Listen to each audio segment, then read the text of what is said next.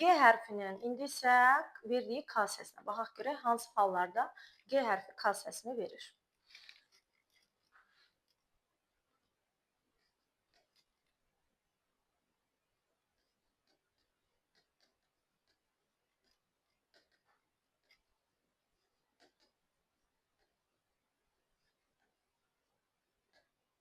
Kökün ortasında, yəni söz ortasında deyiləndə uşaqlar səhv başa düşürlər. Şəkilçili qoşulandan sonraki ortanı deyir, yoxsa kökün ortasını deyir. Ona görə də kökün ortasındakı G hərfi yazmışam ki, tam şəkildə anlayasınız. Kök ortasındakı G hərfindən sonra kar samit gələrsə.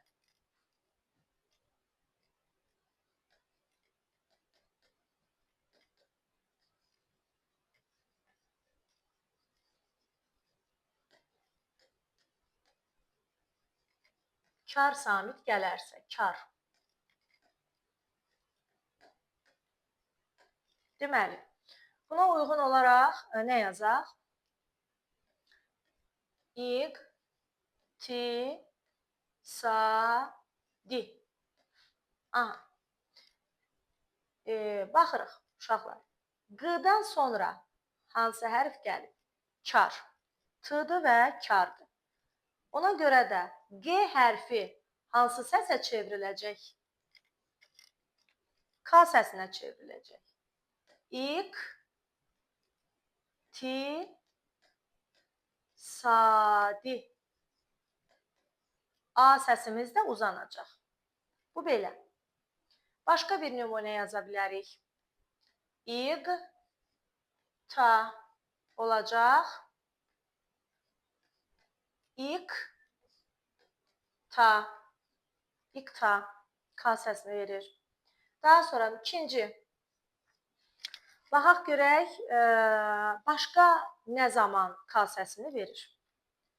Burada artıq söz kökünün sonundakı hərfdən söhbət gedir.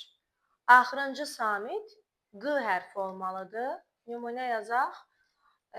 Yazaq ki, şəfəq.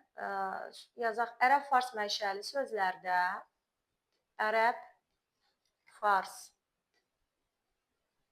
mənşəli sözlərdə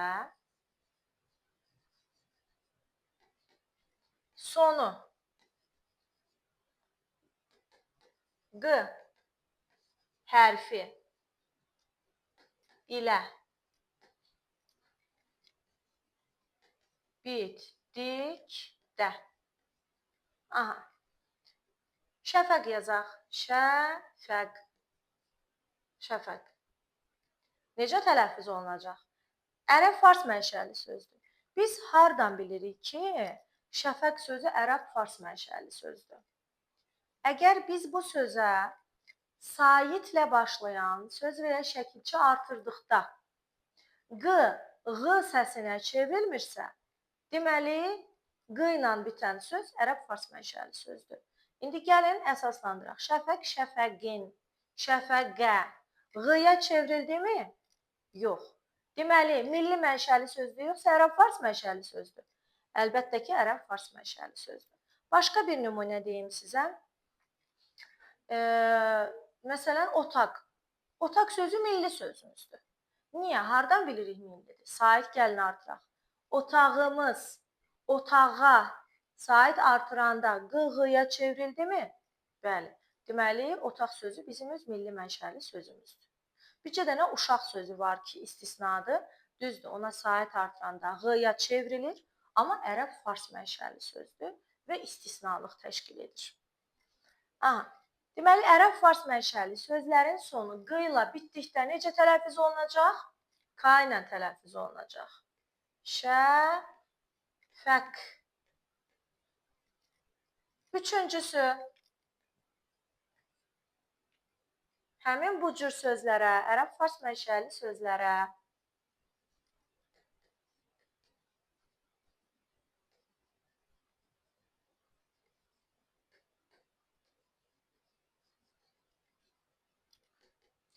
samitlə başlanan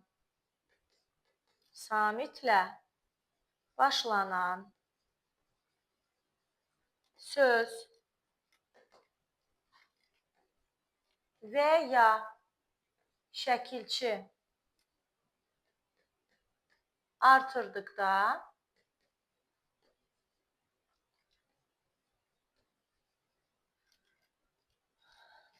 K-ya çevrilir. Artırdıqda. Buna aid nümunə yazaq. Şəfəq xətti.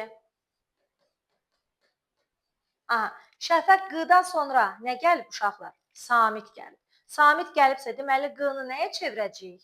K-ya. Şəfəq xətti. Belə, vəssalam. Q hərfinin də verdiyi K səsi bu qədər. Yəqin ki, hər şey aydın oldu. İndi gəlin mən sizə sual verim. Q nə zaman K səsini verdi uşaqlar? Bəli, Q hərfindən sonra kökün içərisindən söhbət gedir. Q hərfindən sonra kar samit gəldikdə Q hərfi K səsini verir. İqtisadi, iqta buna nümunədir, yazmışıq.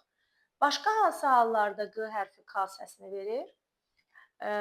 Şəfəq sözü, məsələn, söz kökünün sonu Q hərfi ilə bitdikdə şəfəq, hüquq, müstəntiq, bunlar sadəcə kökdən ibarətdir. Hansı səsi verəcək? K səsini verəcək. Bir də nə zaman K səsini verəcək? Bunlara samitlə başlayan söz və ya şəkilçi artırdıqda. Məsələn, hüquq kitabı K-ya çevriləcək. Niyə? Çünki kitabı sözündə K samitdir ona görə. Şəfəq xətti K-ya çevriləcək. Çünki X samitdir ona görə. Yəqin ki, aydın oldu.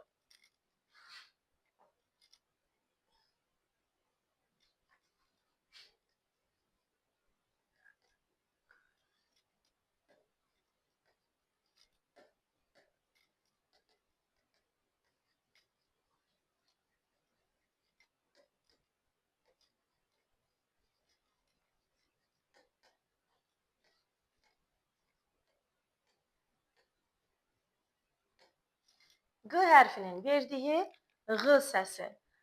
Q hərfi nə zaman Q səsini verir?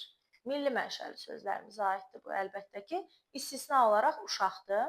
Deməli, milli mənşəli sözlərimizdə, məsələn, yarpaq. Yarpaq. Bu söz özü təklikdə X səsini verir.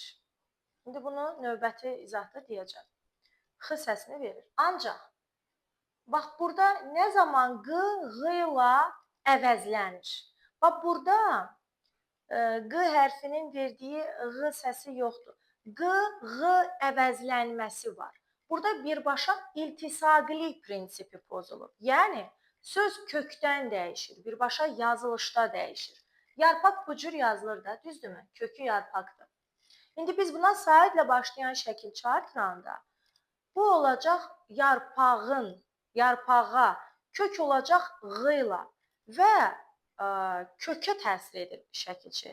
Yəni, sait birbaşa kökə təsir edir. Nümunə yazaq. Yarpağa. Yarpağa. İndi gəlin bunu kök şəkilçiyə ayıraq. Yarpaq, bu da A. Görürsünüz, şəkilçi birbaşa kökə təsir edib, kökü dəyişdirdi. Tələffüzdə dəyişmədi, birbaşa yazılışda dəyişdi.